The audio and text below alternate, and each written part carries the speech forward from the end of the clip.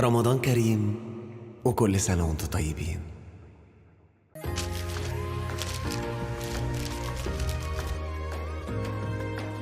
السلام عليكم ورحمة الله وبركاته يا أحلى أخوات. رمضان كريم وكل سنة وانتم طيبين. لكل متابعين ومحبين وعشاق برامج رامز جلال، هقدم لكم في الحلقة دي تفاصيل وحاجات كتيرة حصلت في الحلقة الرابعة لرامز جلال، حلقة محمد لطفي ومحمد شاهين. اتنين كان بينهم خناقات ومشاكل جامدة أوي. يا ترى رامز هيعمل معاهم ايه في حلقة النهاردة؟ تابع معايا الحلقة للآخر وهتعرف حاجات كتيرة جدا حصلت في الحلقة دي. بس قبل ما ابدأ الحلقة عاوزك تصلي على أشرف الخلق سيدنا محمد، ويلا بينا.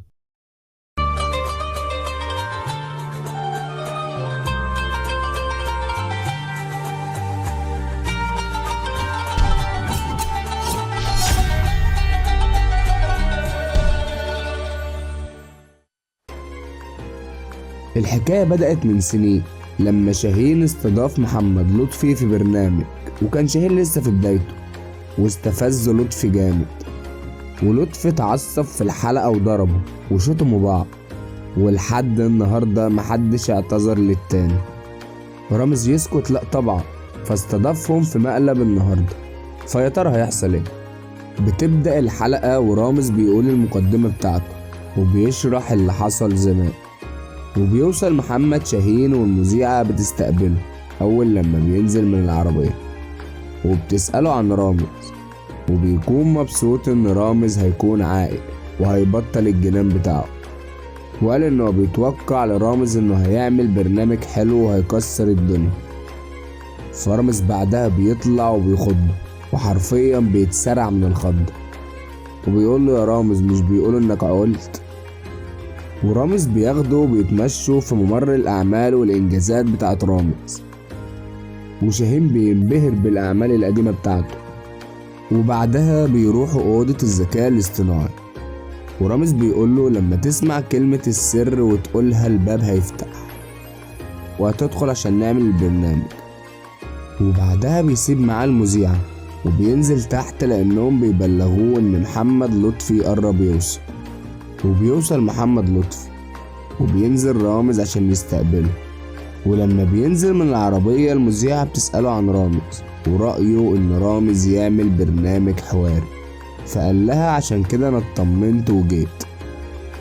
وبيطلع يخض رامز جلال، وبيتخض جامد أول لما بيشوف رامز، وبيرد عليه رامز ويقوله ما تطمنش أو كده يا لطفي. وبياخده برضه على ممر إنجازاته وبينبهر وبيكون مندهش من أعمال رامز اللي فاتت كلها والتاريخ بتاعه. رامز بيقعد معاه وبيقوله برنامجي إني هسألك شوية أسئلة وتجاوبني عليهم. بيفرح محمد لطفي وبيقوله انت كده بقيت هادي أوي الحمد لله، وبيطمن. ورامز بيقوله الفقرة التانية في برنامجي هتكون عن ال AI، ولطفي ما بيكونش عارف ايه هو ال AI اساسا، وبيكون فاكره جهاز لتغيير الصوت. المهم رامز بيدخله أوضة الذكاء الاصطناعي وبيقوله على اللي هيعمله، وبيقفوا هما الاتنين في الأوضة، ورامز بيقول لهم كلمة السر، وأول لما بيقولوها بتتفتح الأرضية من تحتهم وبيقعوا هما الاتنين، والوقعة بتكون خطيرة جدا وكمان بتجيب إصابات وكدمات. وبينزلوا في زحليقة وبيوصلوا للأوضة السوداء لطفي وشاهين ورامز. وأول لما شاهين ولطفي بيشوفوا بعض بيتصدموا، ورامز بيسأله انتوا لسه شايلين من بعض؟ بس بيقولوله ان ده كان زمان واحنا دلوقتي اخوات. ولطفي بيقوله شاهين ده اخويا الصغير وبيتصافوا. بعدها رامز بيشغل السير وهما الاتنين بيجروا وبيتعبوا، وبعدها رامز بيدخل الكلب وأول لما شاهين بيشوفه بيقع على السير، بس رامز بيوقف السير على طول وبيدخل الكلب جوه عشان شاهين ما ينضرش، وبيشغل السير تاني أسرع، وشاهين بيتعصب وبيزعق وبيقول له هو فين الحوار اللي قلت هتعمله معانا؟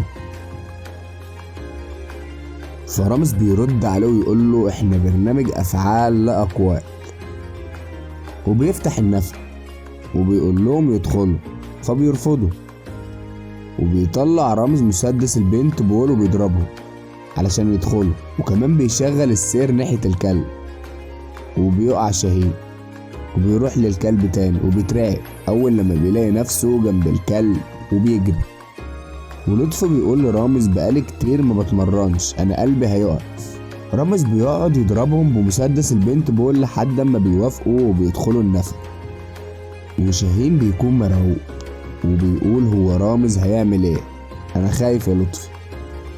بعدها بيدخلوا على الأوضة اللي بعد كده، ورامز بينزل عليهم التمساح، وشاهين أول لما بيشوف التمساح بيترعب وبيقول له لأ يا رامز أنا عندي فوبيا.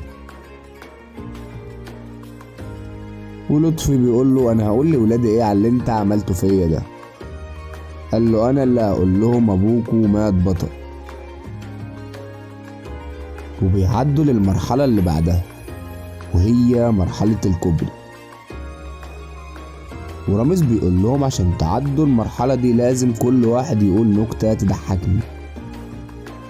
لطفي بيتريق عليه وبيشتمه وبيقول له مرة 2 هبل جم برنامج مع واحد تافه فشوف بقى ايه اللي هيحصل له. وشاهين بيقول له انا نسيت كل حاجة. فرامز بيفتح الكوبري وبيقعوا هما الاتنين في البركة، واول لما شاهين بيطلع بيقول له يا رامز انا عاوز امشي، بس رامز بيقول له لا. بعدها رامز بينزل لهم القفص وبيوديهم على اوضة النعام.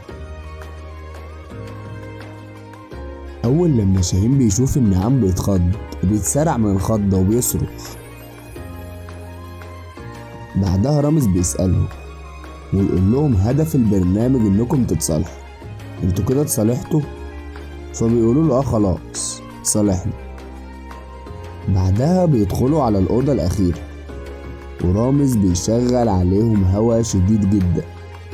بعد كده بيعدوا البركة دي اللي فيها مية مش نضيفة، وأول لما شاهين بيطلع ويخلص بيجري. بعده بيطلع لطفي ويقول له احنا قلنا خلاص ربنا هداك، وبيكون شاهين قاعد على الأرض. رامز بيقول له قوم قال لا ممكن أقع عليك، فبيقوم بسرعة وبيجري. رامز بيقول لهم أنا هنزل بس أنا مش عاوز غدر، وبيكون خايف بس بينزل وهو ماسك المسدس في ايديه عشان محدش يقرب منه. بس أول لما رامز بينزل لطفي بيجري عليه، بس رامز بيجري وبيهدده بالمسدس إنه ما يقربش منه وبيحلفه بابنه، ولطفي بيحلف. فبيطمن رامز وبينزل يسلم عليه وبينهي الحلقة وبس. دي كانت كل حاجة حصلت بالتفاصيل كلها في الحلقة الرابعة من رامز جاب من الآخر مع محمد لطفي ومحمد شاهين. عاوزك تقول لنا في الكومنتات تقييم مقلب رامز السنة دي كام من 10، وما تنساش تعمل لايك واشترك في القناة، شير الفيديو لاصحابك، وما تنساش تصلي على أشرف الخلق سيدنا محمد. وبس كده خلصت الحلقة وبس، سلام. رامز على MBC مصر، رمضان يجمعنا.